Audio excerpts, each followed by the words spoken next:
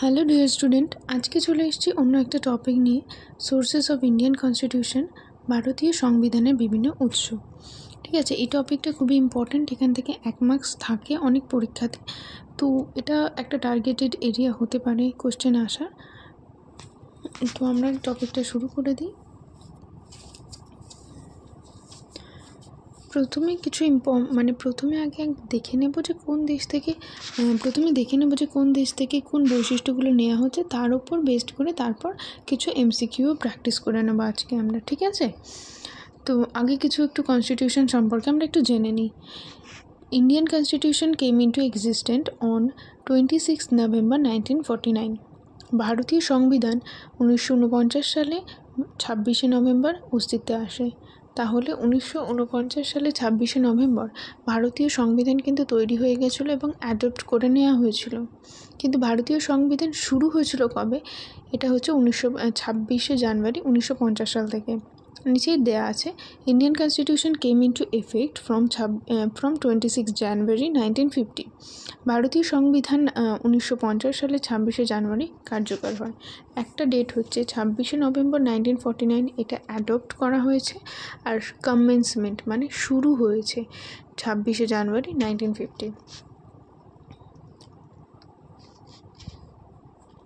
Next, constituent assembly prepared the Indian constitution.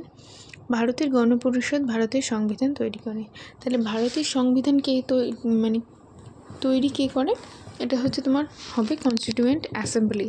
এখানে কিন্তু parliament বা অন্য কোনো অপশান থাকে সেগুলো কিন্তু হবে না। তাহলে কী হবে? Constituent assembly. Total time taken for preparing Indian constitution 2 years 11 months 18 days। ভারতীয় সংবিধান প্রস্তুতিতে মোট সময় লেগেছে 2 বছর 11 মাস 18 দিন। নেক্সট আমরা দেখে নেব অস্ট্রেলিয়া থেকে কোন কোন ফিচারগুলো নেওয়া হয়েছে, কনস্টিটিউশনে কোন কোন ফিচারগুলো অস্ট্রেলিয়া থেকে নেওয়া হয়েছে। এখানে অস্ট্রেলিয়াকে ম্যাপে দেখানো হয়েছে এবং অস্ট্রেলিয়া থেকে নেওয়া হয়েছে কনকারেন্ট লিস্ট মানে যৌথ তালিকা, freedom of trade, commerce and intercourse মানে হচ্ছে ব্যবসা, বাণিজ্য এবং মিলনের স্বাধীনতা। Number 3, joint sitting of 2 houses of parliament, পার্লামেন্টের উভয় কক্ষের যৌথ অধিবেশন। এই 3টে বৈশিষ্ট্য অস্ট্রেলিয়া থেকে নেওয়া হয়েছে। নেক্সট যেগুলো ক্যানাডা থেকে নেওয়া হয়েছে, ফেডারেশন উইথ স্ট্রং সেন্টার। ঠিক আছে, vesting of residuary powers in the centre মানে রেসিডিউয়ারি মানে যে সাবজেক্টগুলো কোনো 3টে লিস্ট আমাদের, একটা হচ্ছে সেন্ট্রাল লিস্ট, একটা হচ্ছে স্টেট লিস্ট, একটা কনকারেন্ট লিস্ট। এই 3টে লিস্টের মধ্যে যে সাবজেক্টগুলো পড়ে না সেগুলো হচ্ছে রেসিডিউয়ারি পাওয়ার, আর সেগুলো কার সাথে আছে? সেই সাবজেক্টগুলোর দায়িত্ব আছে সেন্টারের ওপর। ঠিক আছে, মানে সেই সাবজেক্টগুলোর ওপর পার্লামেন্ট ল বানাতে পারবে, স্টেট পারবে না। ঠিক আছে, সেটাই বলছে vesting of residuary power in the centre. এই ফিচারটা নেওয়া হচ্ছে ক্যানাডা থেকে। Appointment of state governors by the centre, কেন্দ্র দ্বারা রাজ্যের রাজ্যপালকে নিয়োগ করা। এটা তোমরা জানো, রাজ্যপালের নিয়োগ করেন কি? প্রেসিডেন্ট, তাহলে কেন্দ্র করছে। তো এই ফিচারটা নেওয়া হয়েছে ক্যানাডা থেকে। A quasi federal form of government, advisory jurisdiction of supreme court. তাহলে অনেক ম্যাটারে সুপ্রিম কোর্ট অ্যাডভাইস দিতে পারে। ঠিক আছে, এটা হচ্ছে সুপ্রিম কোর্টের অ্যাডভাইজারি জুরিসডিকশন। কোয়াসি ফেডারেল হচ্ছে আমাদের দেশের যে কনস্টিটিউশন সেটা কিন্তু পুরোপুরি ফেডারেল নয়। ঠিক আছে, এটাকে কোয়াসি ফেডারেল বলে। এই ফিচারগুলো ক্যানাডা থেকে নেওয়া হয়েছে। এই যে 5টা ফিচার বললাম, 5টা ক্যানাডা থেকে নেওয়া হয়েছে। নেক্সট আয়ারল্যান্ড থেকে নেওয়া হচ্ছে directive principal of state policy, রাজ্যের নির্দেশমূলক নীতি। তারপরে হচ্ছে number 2, nomination of members two রাজ্যসভার সদস্যদের মনোনয়ন। নাম্বার 3 হচ্ছে method of election of the president, রাষ্ট্রপতির নির্বাচন পদ্ধতি। এখানে ম্যাপে আয়ারল্যান্ডটা দেখানো হয়েছে। ঠিক আছে, আয়ারল্যান্ড থেকে কী আছে আবার বলি, directive principles of state policy, nominations of the members to Rajya Sabha, আর একটা হচ্ছে method of election of president, রাষ্ট্রপতি নির্বাচনের পদ্ধতি, রাজ্যসভার সদস্যের মনোনয়ন আর রাজ্যের নির্দেশমূলক নীতি। নেক্সট দেখে নেব, নেক্সট হচ্ছে জাপান থেকে নেওয়া হচ্ছে প্রসিডিউর স্ট্যাবলিশড বাই ল মানে আইন দ্বারা প্রতিষ্ঠিত পদ্ধতি। ঠিক আছে, মানে আমাদের দেশে কনস্টিটিউশনে এটাই মান্যতা দেওয়া হয় যে আইনে যেটা লেখা আছে সেটাকে বেশি মান্যতা দেওয়া হয়। সেই ফিচারটা নেওয়া হচ্ছে জাপান থেকে। এবার সোভিয়েত ইউনিয়ন, বর্তমানে যেটা রাশিয়া, এখানে ম্যাপে দেখানো হয়েছে, সেখান থেকে আমরা নিয়েছি ফান্ডামেন্টাল ডিউটিস, মৌলিক কর্তব্য, idea of social economic political justice in preamble, সংবিধানের প্রস্তাবনায় সামাজিক, অর্থনৈতিক এবং রাজনৈতিক ন্যায়ের ধারণা। ঠিক আছে, 5 ইয়ার প্ল্যান, পঞ্চবার্ষিকী পরিকল্পনা, এই তিনটে হচ্ছে রাশিয়া থেকে নেওয়া হয়েছে, মানে সোভিয়েত ইউনিয়ন, ইউএসএসআর থেকে।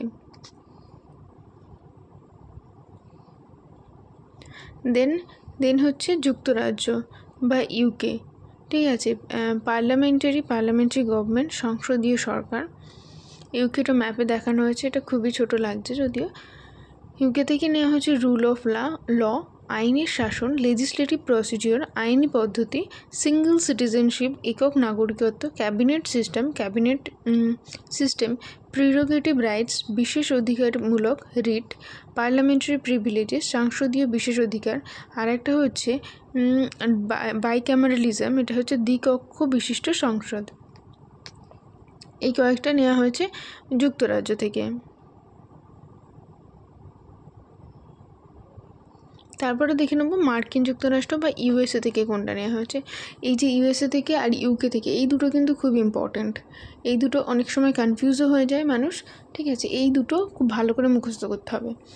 Fundamental rights, independence of judiciary, judicial review, impeachment of the president, removal of supreme court and high court জাজেস, আরেকটা হচ্ছে পোস্ট অফ ভাইস প্রেসিডেন্ট। তাহলে ফান্ডামেন্টাল রাইটস মৌলিক অধিকার, ইন্ডিপেন্ডেন্স অফ জুডিশিয়ারি বিচার বিভাগের স্বাধীনতা, জুডিশিয়াল রিভিউ বিচার বিভাগের পর্যালোচনা, ইমপিচমেন্ট অফ দ্য প্রেসিডেন্ট রাষ্ট্রপতি অপসারণ, removal of the supreme court and high court জাজেস সুপ্রিম কোর্ট অ্যান্ড হাইকোর্ট বিচারপতিদের অপসারণ, আর হচ্ছে পোস্ট অফ ভাইস প্রেসিডেন্ট উপরাষ্ট্রপতি পদ। Germany, suspension of fundamental rights during emergency. Germany থেকে কি নিয়েছে? সাসপেনশন অফ ফান্ডামেন্টাল রাইটস এমার্জেন্সির সময়, আপাতকালীন সময় মৌলিক অধিকারের বাতিল হওয়া।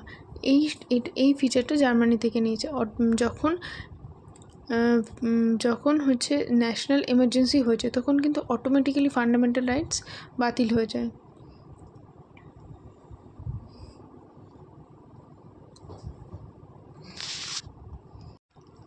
দক্ষিণ আফ্রিকা, সাউথ আফ্রিকা থেকে কী নেওয়া হয়েছে? Procedure for amendment in the Indian constitution, সংবিধান সংশোধনের পদ্ধতি। কি সংবিধানে যা কিছু আমরা ইনক্লুড করতে চাই এবং কোনো ল পরিবর্তনে যদি কিছু নতুন ল নিয়ে আসতে চাই তখন সেটা অ্যামেন্ডমেন্টের মাধ্যমে হয়, সংশোধনের মাধ্যমে হয়। সেই প্রসিডিওরটা সাউথ আফ্রিকা থেকে নেওয়া হয়েছে। Election of the members of রাজ্যসভার সদস্যদের নির্বাচন পদ্ধতিটাও সাউথ আফ্রিকা থেকে নেওয়া হয়েছে। তারপরে দেখে নেব ফ্রান্স থেকে কনসেপ্ট অফ রিপাবলিক মানে প্রজাতন্ত্রের ধারণা, ideals of liberty, equality and fraternity in the preamble, প্রস্তাবনায় স্বাধীনতা, সাম্য এবং ভ্রাতৃত্বের আদর্শ। এই দুটো হচ্ছে ফ্রান্স থেকে নেওয়া হয়েছে। এটা কিন্তু খুব important. Ideals of liberty, equality and fraternity প্রিয়াম্বলে কোথা থেকে নেওয়া হয়েছে? এটা কিন্তু ফ্রান্স থেকে নেওয়া হয়েছে। নেক্সট, ভারত সরকার আইন 1935 থেকে কী নেওয়া হয়েছে? এক হচ্ছে ফেডারেল স্কিম, যুক্তরাষ্ট্রের কাঠামো, এমার্জেন্সি প্রভিশন, আপাতকালীন পরিস্থিতি, পাবলিক সার্ভিস কমিশন, আর office of governor, judiciary, administrative detail.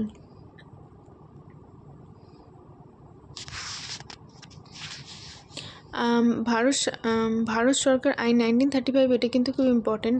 এখানে অনেক ইম্পর্ট্যান্ট জিনিসগুলি যেমন public service commission, office of governor, judiciary, administrative details, এগুলো কিন্তু খুব ইম্পর্ট্যান্ট ফিচার, কনস্টিটিউশনে খুব ইম্পর্ট্যান্ট ফিচার। তাহলে সব থেকে ইম্পর্ট্যান্ট বেশি কোনগুলি, যেমন কি ইউএস, ইউকে, ভারত সরকার আইন 1935, এগুলো কিন্তু খুব ইম্পর্ট্যান্ট।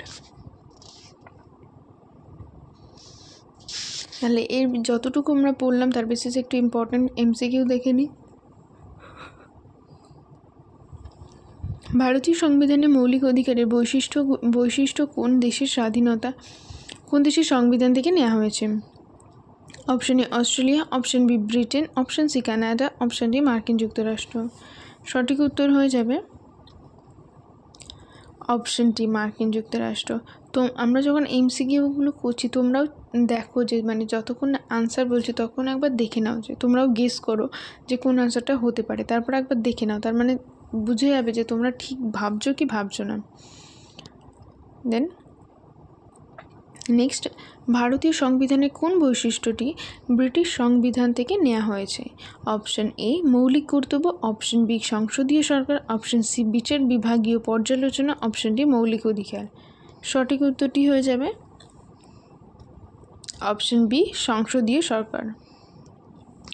নেক্সট দেখে নেব, নেক্সট হচ্ছে ভারতীয় সংবিধানের রাষ্ট্রীয় নীতির নির্দেশমূলক নীতিগুলোর বৈশিষ্ট্য কোন সংবিধানের ধার করা হয়েছে, কোন সংবিধান থেকে ধার করা হয়েছে? Option A France, option B Canada, option C Australia, option D Ireland. এক্ষুনি এটা আমরা পড়েছি, সবাই জানো, অপশন ডি আয়ারল্যান্ড হবে সঠিক উত্তর। নেক্সট কোশ্চেন, ভারতের সংবিধানে রাজ্যসভার সদস্য মনোনীত করার পদ্ধতি নিম্নলিখিত কোন দেশের সংবিধান থেকে ধার করা হয়েছে? এটা কিন্তু আমরা এক্ষুনি পড়েছি, সবার পারা উচিত। Option A Australia, option B Russia, option C Ireland, option D Germany. সঠিক উত্তরটি হয়ে যাবে option C Ireland. Next question দেখে নেব, ভারতীয় সংবিধানে সংবিধান সংশোধনের পদ্ধতি নিচের কোন দেশের সংবিধান থেকে নেওয়া হয়েছে? অপশন এ দক্ষিণ Africa, option B Germany, option C Canada, option D Russia.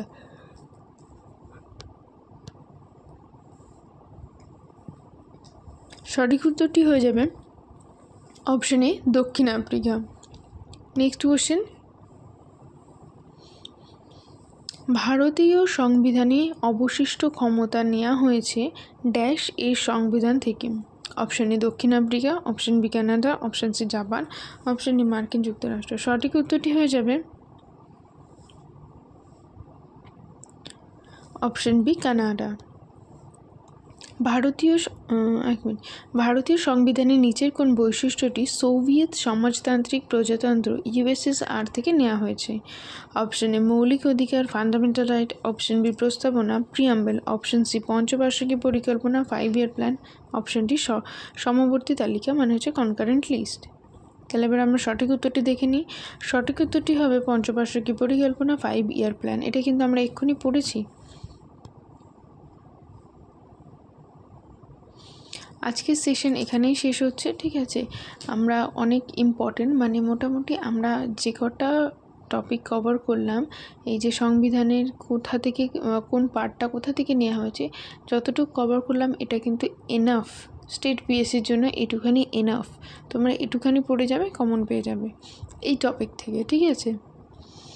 তো যদি ভিডিওটি ভালো লেগে থাকে অবশ্যই লাইক শেয়ার অ্যান্ড সাবস্ক্রাইব করে দেবে, এবং যদি এটা পিডিএফ লাগে তবে অবশ্যই নিচে দেওয়া টেলিগ্রামের লিঙ্ক থেকে পিডিএফটা ডাউনলোড করতে পারো। Thanks for watching.